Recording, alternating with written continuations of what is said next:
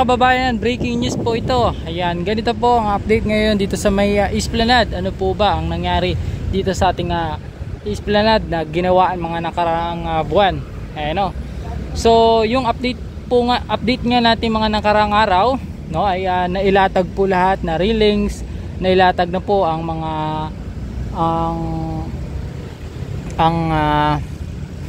tiles lahat at ilaw na lang ata ang kulang nung dati. So as you can see mga kababayan, may napapansin kasi ako dito na yung mga tiles po ng Esplanade nito, tapos yung railings po nito is pinagtatanggal. So kung nakikita po niyo, i-zoom na lang po natin kasi dito tayo sa kabila at pinagbabawalan ata yan magpasok dun sa loob kasi may nakaharang for safety, no? So dito tayo at ipapaliwanag ko na lang din sa aking mga kaunting kaalaman, no? May nagtatanong-tanong din kasi ako dyan sa dulo kung ano ba talaga ang gagawin dyan sa Esplanade na yan. So yun na nga, ayan, i-zoom po natin. Ayan po ang ating ayan. So kung nakikita po ninyo, dati po is railings na po yan yung dito po, oh. Ayan, kung nakikita nyo, yan po yung Esplanade na yan. Tapos dire-diretso dito. Ayan, kung napapansin po ninyo ay tinanggal po at sinemento na lang ang gilid. Alam niyo po ba kung ano yung gagawin dyan? Ang gagawin daw po dyan sa aking mga natanungan, yung mga nagtitinda sa gilid, ay gagawa daw ng swimming pool, no? Yun yung mga naririnig po natin mga kababayan, ay maglalagay daw po dyan ng swimming pool. Hindi ko lang alam kung saan dyan kasi dalawa po ang Esplanade dito, isang maiksi tas isang mahaba mga kababayan. So ito yung dating palagi po nating ina-update talaga, itong sa likod ng post office. At syempre idamay na rin din natin yung post office na ayan, nangingitim-ngitim pa dahil nga po nasunog yan, oh. So ganyan na po ang itsura ng Esplanade ngayon. Yung mga tiles, yan yung itsura nung railings na unang kabit. Isumpo natin, ha. Kung nakikita nyo tong kulay na yan, tuturo ko. Yan. Yung kulay brown na yan. Yan yung railings niya dati. At kung nakikita nyo dito naman na area, tinaasan po yung pader, no? Pinadira na lang. So yun yung naririnig ko dyan ay maglalagay daw po ng swimming pool. So pag pwede na po tayo pumasok, may vlog po natin at maipakita po sa inyo ng maayos ang kung ano nga ba talaga ang magiging resulta ng ganyang proyekto, no, na Esplanade. Actually hindi po ito Manila project, yan po ay national government po, no. So kung nakikita naman ninyo mga kababayan, oh, ayan yung mga tiles pinagbabaklas, pinagkakalkal na lang.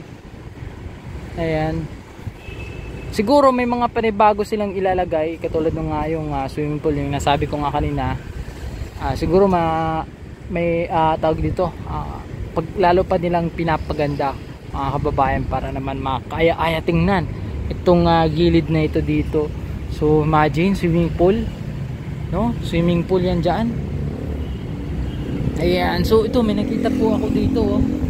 Ito po ay Plaza Yuchenko. Ayan, ang ganda po dito mga kababayan. So kung nakikita ninyo, oh, meron pang naglilinis so dito, oh. Aba, binabrush pa talaga, no? Ayan mga kababayan, kitang-kita nyo naman. So pag kayo namasyal dito sa Plaza Yuchenko, makikita mo yung ganda, maliwalas na po yung lugar, malinis na syempre. Ayan, binabras ni kuya. Ayan po mga kababayan, nililinis po ni tatay yung yung gilid dito. Ayan, ito yung host niya. Ganito po kaalaga ang mga plaza po dito sa lungsod ng Manila, nililinis po talaga nila para manatiling mabango, maliwalas, malinis yung bawat plaza po dito mga kababayan. So ayan, ito yung Plaza Yuchenko. Ayan, so nung inauguration nito kasama po nung mayor pa lang si Yorme, kasama dito, no, na inauguration itong Plaza Yuchingko. Support po dito si Yorme. Ang nagpagawa nito ay family Yuchingko din, kaya napangalan po ito na Plaza Yuchingko, mga kababayan. So as you can see, binabras ni tatay yung galing mo, ang ganda. Ayan, sinasabon po talaga niya. Ay mga kababayan, kitang kita nyo naman. Ayan po. Ayan, so balik tayo dito sa may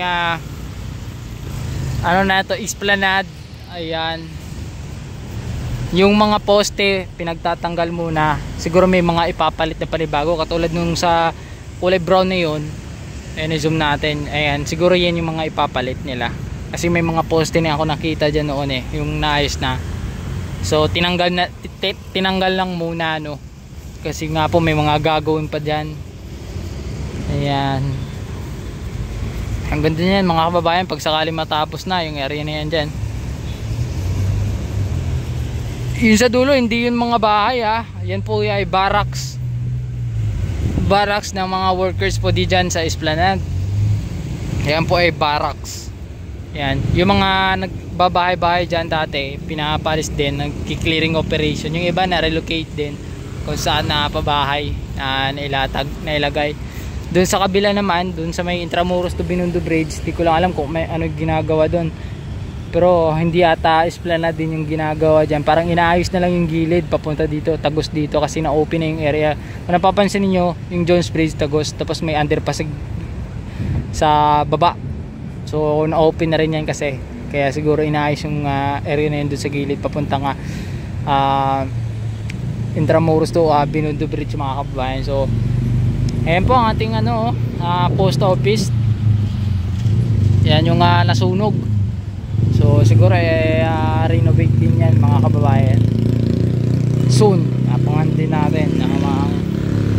din natin yung gagawin dyan, mga kababayan, no? Ayan, swimming pool ang ilalagay dyan sa esplanade.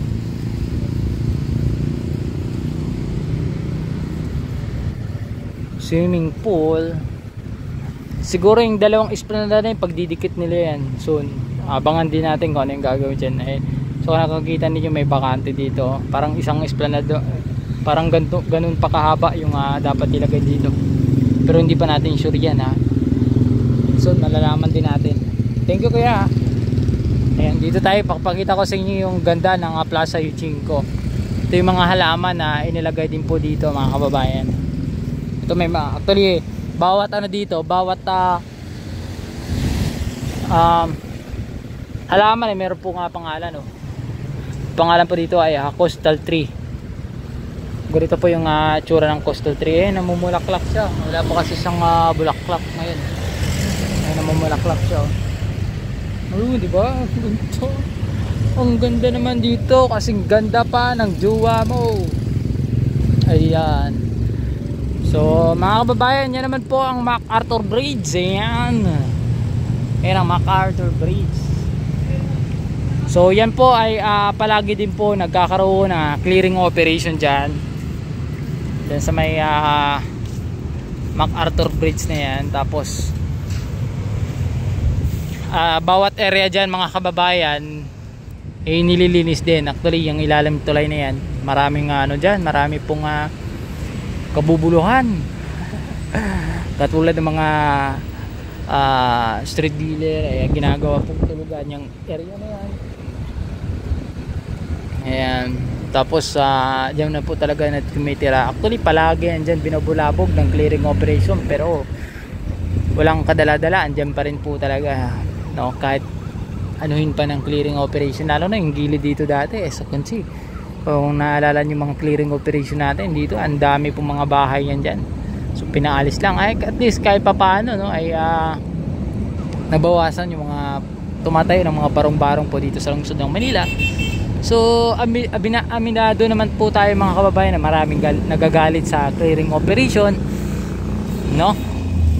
Oo, totoo yun, mga kababayan, marami nagagalit sa clearing operation, pero mas marami din yung pabor sa clearing operation. Yung mga pabor kasi gusto din nila magbago ang Manila, malinis ang Manila. So yung mga nagko-comment kasi, yung mga nagagalit sa clearing operation, akala po nila ay pinapaalis. Yung iba, yung mga demolition, yung mga bahay na dinidemolis, dinidemolis po yung mga bahay pag may mga may mga na-relocation na hindi naman po tayo pwede mag-giba, no, ng mga bahay, lalo na mga estero di Magdalena na yan, siyempre puno-puno po ng mga pabahay. So hindi naman po pwedeng mag-giba ang ating team demolition kung wala pong kung hindi na po sila may lilipat or ma-relocate. So bago yan gigibain, sinisigurado po nila ng team natin na mailipat na po sila, tsaka gigibain yung kanila pong mga kabahayan. Ang mga kababayan, sana po tuloy-tuloy po ang inyong pagsuporta po dito sa ating vlog. Ayan po ang Jones Bridge. Kuya Edgar, don't forget to like and follow and subscribe sa ating YouTube channel at Facebook page. Kuya Edgar po mga kababayan. So Manila God first, at thank you very much sa panunod, at God bless sa atin lahat. So muli, thank you.